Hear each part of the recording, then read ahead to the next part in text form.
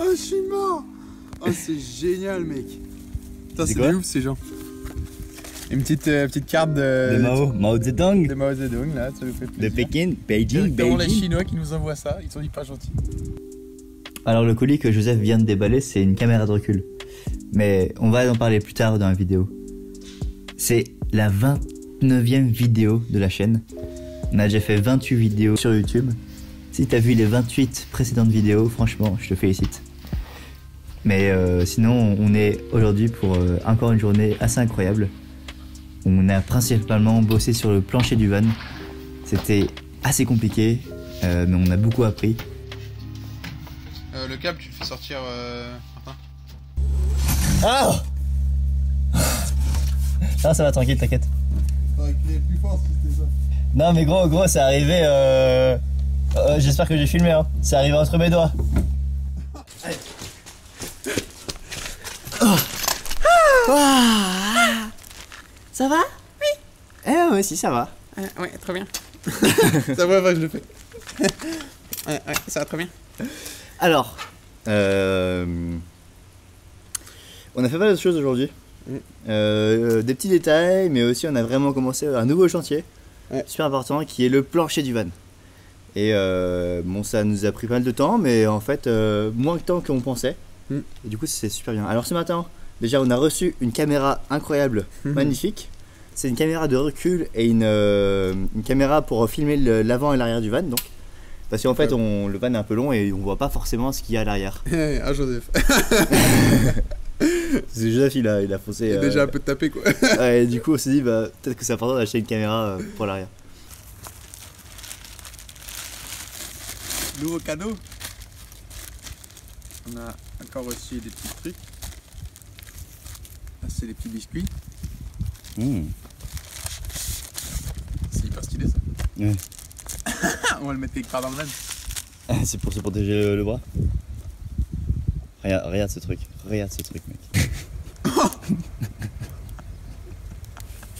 Oh, je suis mort. Oh, c'est génial, mec. Putain, c'est ouf ces gens. Une petite carte de Mao Zedong. de Mao Zedong, là, ça nous fait De plaisir. Pékin, Beijing, Directement les Beijing. Chinois qui nous envoient ça, ils sont hyper gentils. Ils sont gentils, les Chinois. Comme les masques, ils nous ont envoyé plein de masques et aujourd'hui ils nous envoient la caméra. Et pour compenser, Qu'en passer, un petit dollar américain. Voilà, comme ça on est des deux côtés, on est potes avec tout le monde. Là, la petite carte SD 16 Go, magnifique. Instruction manuelle. Putain, elle est hyper propre en fait, le truc. Ouais. C'est incroyable. C'est incroyable, mec. Mec, c'est dingue ce truc, on dirait une PlayStation quoi. PlayStation. Une PSP. Vas-y.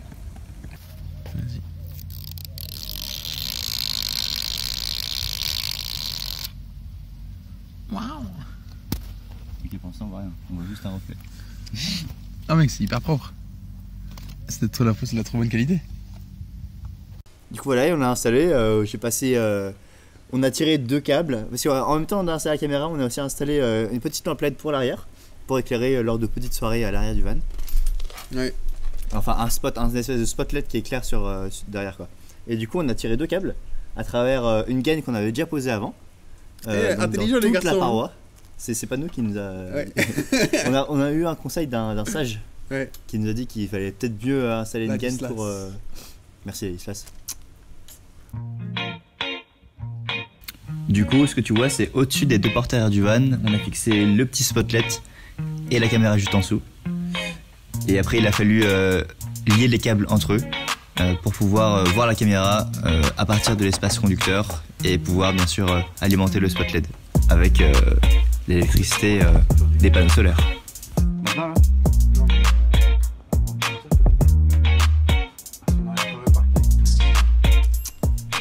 Il y a un beau arc-en-ciel là-bas. Là. Je sais pas si tu vois là. Il y a un super bel arc-en-ciel, il est méga stylé. Et tu le vois pas, désolé. Attendez.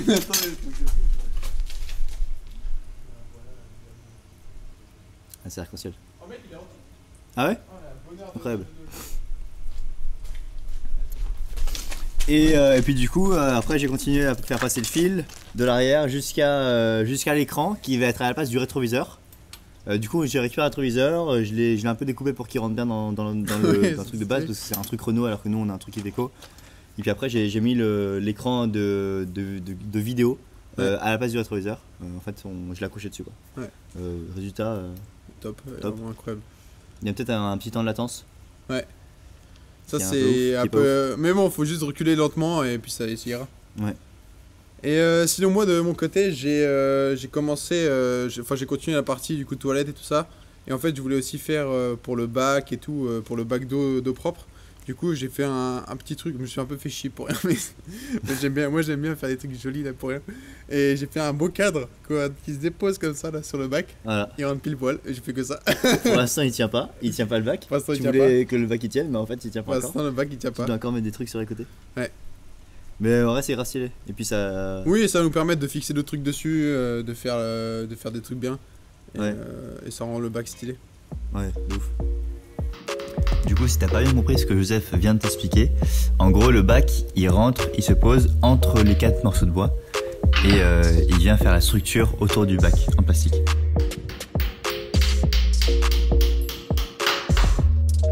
Et du coup la première solution pour fixer les 4 morceaux de bois ensemble, c'était d'utiliser des petits clous.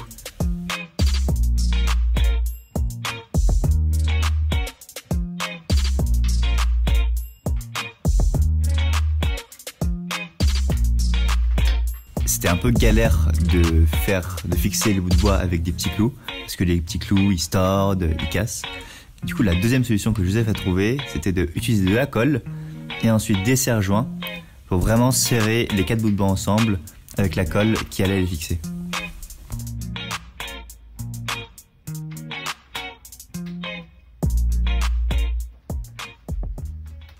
Puis après l'après-midi, on s'est attaqué, on a déjà rangé un peu le van.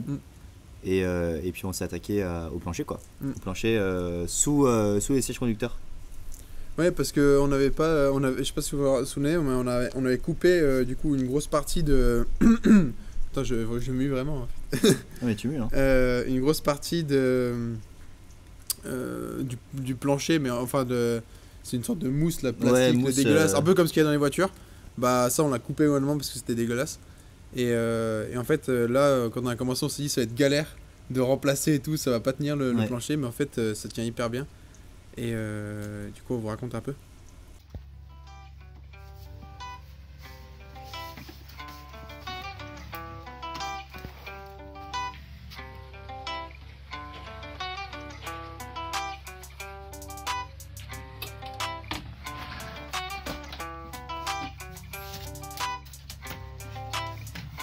Le câble tu fais sortir...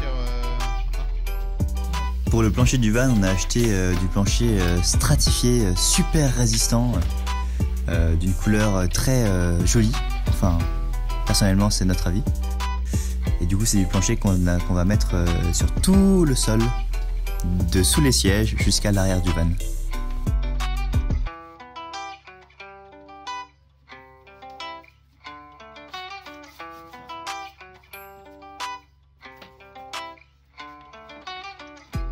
Alors ce qui s'est passé, c'est que du coup on a positionné les planches pour correspondre au cadre des sièges conducteurs et de la cabine en fait. Puis après on s'est dit comment est-ce qu'on avait posé les sièges. Alors on avait plusieurs options. Soit c'était de récupérer le vieux truc qu'on avait coupé en deux. Donc on l'avait, je sais pas, au tout début, ça fait longtemps, ça fait 2 mois qu'on l'a coupé. On voulait récupérer et refaire les formes des sièges dessus. Mais on s'est dit que cette galère ça allait être moche. Et du coup ce qu'on s'est dit, Joseph a proposé de passer en dessous du van et de repérer les trous des vis, oui. En gros, les trous que les sièges avaient besoin pour être fixés. Mais du coup pas en dessous. Pas en dessous. Et du coup avec une petite visseuse t'as fait des trous par en dessous dans le plancher pour repérer les trous dans le plancher et après on a revissé par dessus avec des plus grosses vis. Comme ça on avait accès à la carrosserie et on pouvait visser les sièges directement dans la carrosserie. Ok. Ouais. Ça va vite hein. Ouais, tout doux. Ah non, ça va tranquille, t'inquiète. Faudrait crier plus fort si c'était ça. Non mais gros c'est arrivé j'espère que j'ai filmé hein. C'est arrivé entre mes doigts. Ouais, je te jure. Je te jure, ça arrive entre mes doigts.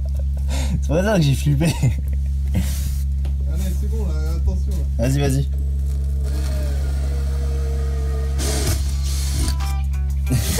C'est trop marrant, je sais même pas où ils viennent ces trous.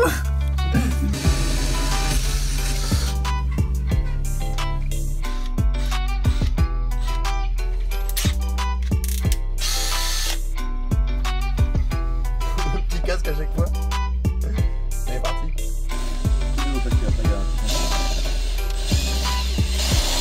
Pas très droit là.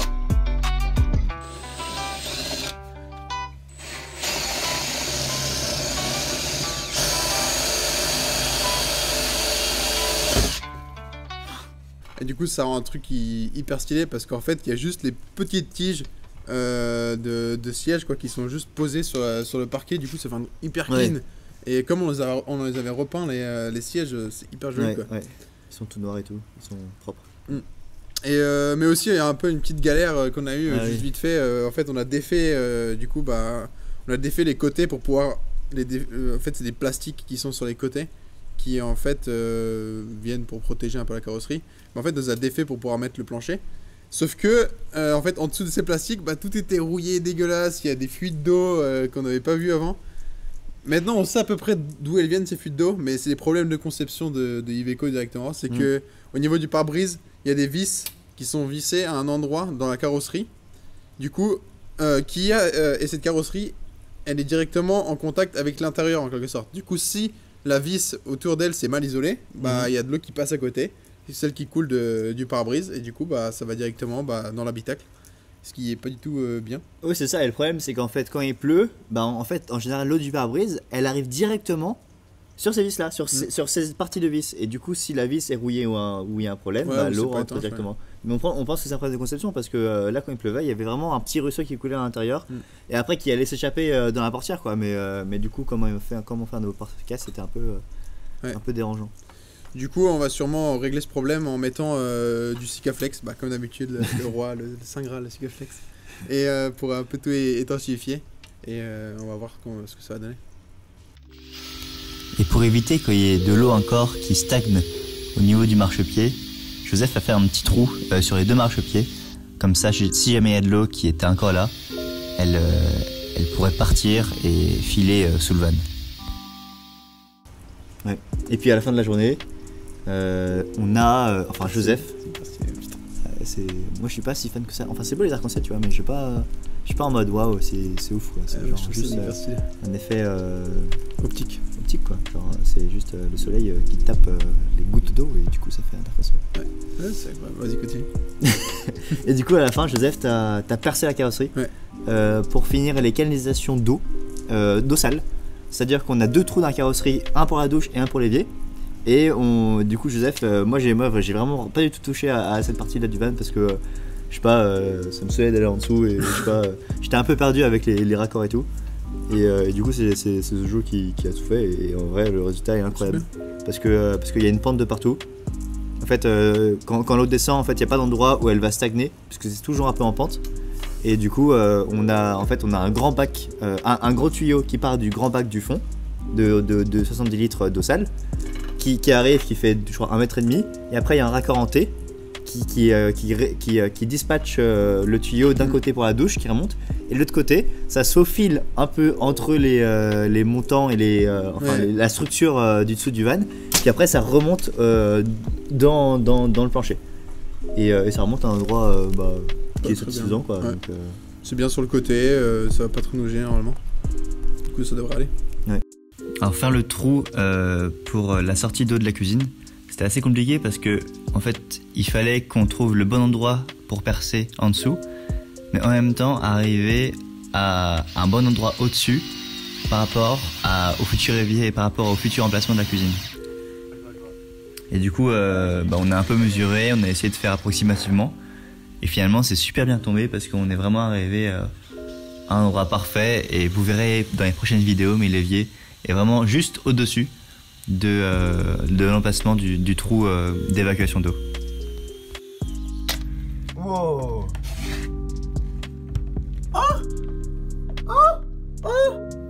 Il y a un trou. Il y a un beau trou là. plus, c'est dans le bois et tout. Y'a que du bois en fait.